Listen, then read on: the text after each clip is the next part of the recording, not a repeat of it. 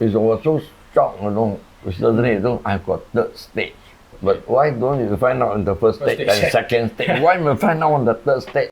Hey guys, welcome to the first ever episode of Just Life. Again, with this show, we aim to bring you stories from all around Singapore, and these stories can be anything from the best chef to the person with the biggest house or just compelling ones. Now, the first two episodes is going to be very special because we are working together with Singapore Hospice Council, and they recently launched a game which you guys can play online. And in this game, you can basically learn about the different healthcare support available, how and where to get help, and so on and so forth. So now I'm at the office, I am prepared to bring you guys the first ever story. I'm going to go all the way to Tampines to bring this story to you guys.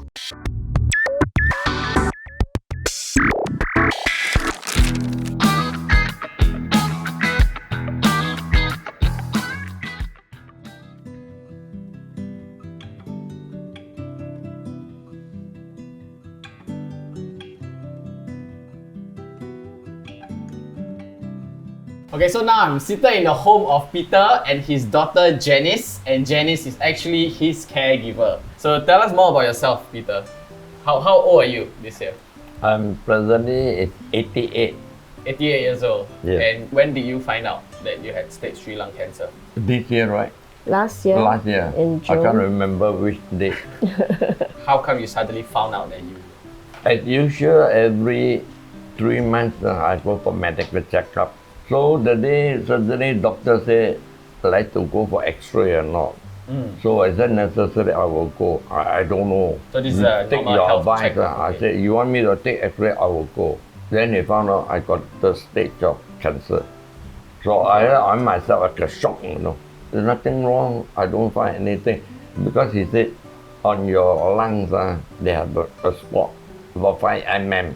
5 mm. 5 mm diameter of the cell, the bad cell on the lung. So he said this is third stage of cancer. I was so shocked, Suddenly I got third stage. But why don't you find out on the first stage and second stage? Why must find out on the third stage on the spot? So I myself got shocked, So all the while I'll be as usual. So from the checkup before that you knew that you had stage 3 cancer, during that time frame, was there any difference? No. You were still healthy? Well, I still maintain the same thing. I don't know why suddenly he said for the stage, I got so shocked, Every day as usual. What did the doctor say about that? It's like... I think the doctor broke the news to him quite abruptly through his routine check. When he said that, the doctor wants to see you, within myself, I know that it's not a pleasant news. But of course, I didn't expect to hear what I'm about to hear. Because prior, he has no symptoms, no signs, nothing. He's a very active old man. Why I say old man, he's 88 over years old. He walks faster than me. He goes to the market on a daily basis. He takes care of the whole entire household. My mom is chronically ill as well. So when the doctor said that he has stage 3 lung cancer, I cannot grapple. I cannot comprehend because there's no symptoms, nothing. It is quite devastating for us because he's a chain smoker. He has been smoking all his... For how many years? all his life. 37 years, more than that. 37 years? You're 88? No, 70 over years. 70 over years. Age of 14. And you're 88 now? You are now 88. Okay, that's a... So of course, they are that's a very long stage, time. So what's day to day like for you guys? As usual. As usual, I think it nothing. Yeah, me, my brand, I don't have anything. I don't have cancer. I just carry on, enjoy myself. That's it. I don't know if that's a good thing. You cannot be worried too much. You worry too much, you come worse. To me lah. So wherever what I can eat, I eat. Wherever I want to go, I go. That's it. From the day start, he already mentioned you got only 28 months life. So until now, I think I left only 18 months. How do you feel about that? I just as usual, I got another 20 years to go. 20 years in your mind? My mind, I got another life of 20 years. Do you have any wishes? Yeah, of course, I wish I will go 100 years old. You cannot worry too much. You worry too much, you come worse. I just leave it as it is. Wherever I can eat, I eat. Wherever I want to go, I go. They said, my daughter, they cannot go alone. My son cannot go. Someone might come. I said, I'm boarding. I stay at home. I cannot stand. What do you want to do, Uncle? What I can do, I do. After retirement, 20 over years, I had a hobby for cooking. I like to do myself. I like to do cooking and share with other friends or this. Yeah. What's your best dish? Fried rice. No, fried rice, everything. Everything also good. A lot of dishes. Would you wish to start a restaurant? No. No, no. We are trying to prevent him from cooking because it's taking a toll on his body. So, but you can't stop him because that is his passion and his way of, going through the day to day. My hobby cooking, So I like to cook wherever what I can do. I share with all other friends.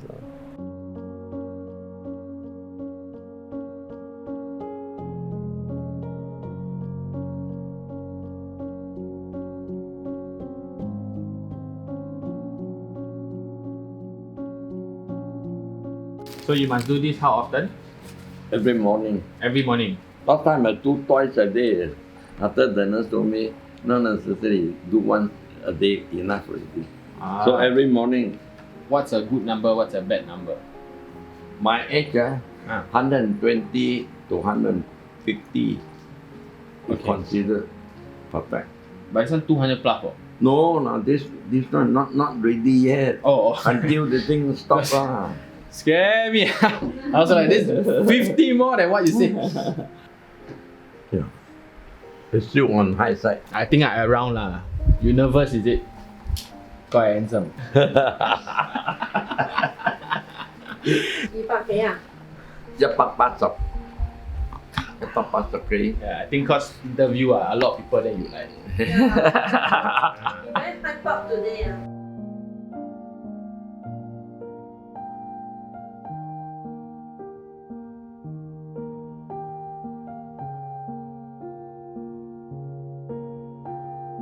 So you are his caregiver and you receive palliative care from... Yeah, Singapore Cancer Society. He actually had a heart attack this year in February. January, sorry. January. He had a heart attack and a pneumonia. So that rendered him in the ICU ward for a couple of days. After that, he stayed in the hospital for almost 2 weeks plus. So all his medications and his visits to all the hospital, I would go with him. Do you have any experience being a caretaker? No. So when he was in the hospital for 2 over weeks, what I did was get in touch with the social worker to ask what kind of assistance I can tap on. My brother and his wife are working. My husband and I are working as well. So how to juggle between both parents in terms of the care? So we got in touch with the home hospice. The support that we got from them is tremendous. I'm really very thankful. We were very appreciative because instead of he being admitted in the hospital, he can actually have a continual support after his discharge. It gave me the assurance that there are occasional nurse and the doctor that will come and visit him and also to check on his condition. So they also support me on the emotional aspects, as in how we were treading between my brother and I and my parents, because we just reconcile. So in terms of communication, how we communicate things. So I think that is very meaningful because they become like the middle person. How do you feel about the 18 months that was mentioned? Initially, I can't accept it. I mean, it's too short. I'm hopeful that he will pass beyond that 28 months. He doesn't look like a cancer patient. Having said that, I do see that he gets more tired lately. Every now and then his heart will start to act up as well. We have to take note of all these little changes in life. I mean, I feel like this is information I personally have not received before. When you're told that you will have only amount of time to live. And I don't know, it might sound very insensitive. While I'm thinking about the day and I'm not looking forward to the day, time is always passing by. And I feel like I will constantly think about having him around and what I should do for him or what we can do together. Have you thought about that? Like anybody, all of us need to go through this journey. Sometimes sooner and very unexpected. I mean, when I received this news, of course, it's very devastating for me because my dad and I are close, very close. I would want him to see and experience my son get married, you know. But will that day come? We really do not know. Why both of us are looking in a more positive light? I think primarily is because of our faith. I mean, being a Christian, I strongly believe that, you know, the physical death is not the end of life. So when I share with my dad, you know, I mean, he knows that I'm a Christian, my family are Christians. So when he was diagnosed, he actually told me, okay, tell your pastor if that day comes, when I pass away, I want a Christian burial and I am ready to be baptized. So I mean, that is the greatest gift as a daughter that I can hear from my dad, because I care about how they view death.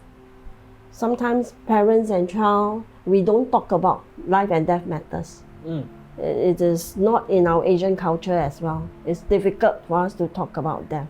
Nowadays, we tend to talk about this more, but in a more positive way, because I always tell my parents that, you know, don't view death as the end.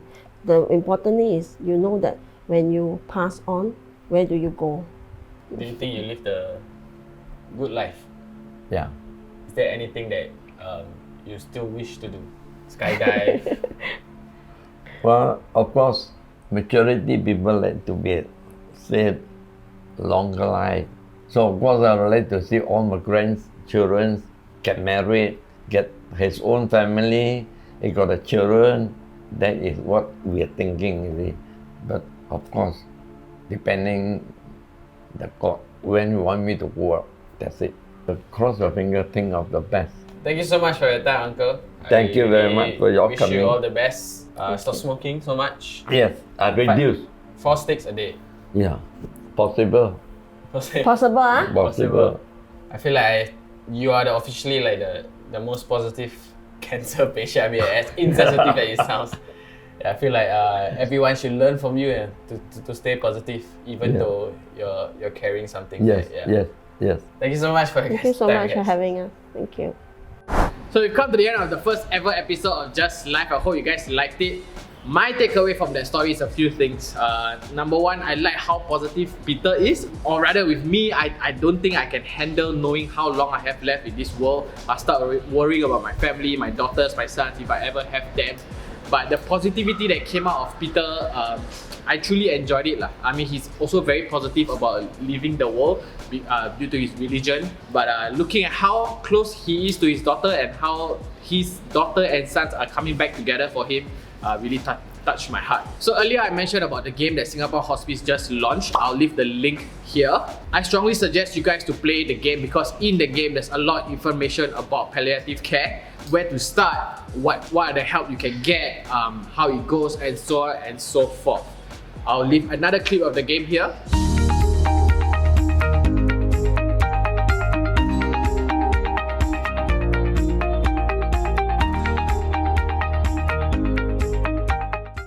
So that's the game. Again, please go and play it. In the next episode, we'll be speaking to someone who is a volunteer in the palliative care industry. He or she has taken care of many patients in their lives, and we think it will be an interesting story to understand their day-to-day and the time that they have spent with these patients. Muna will be chasing the story, so we'll see Muna in the next episode.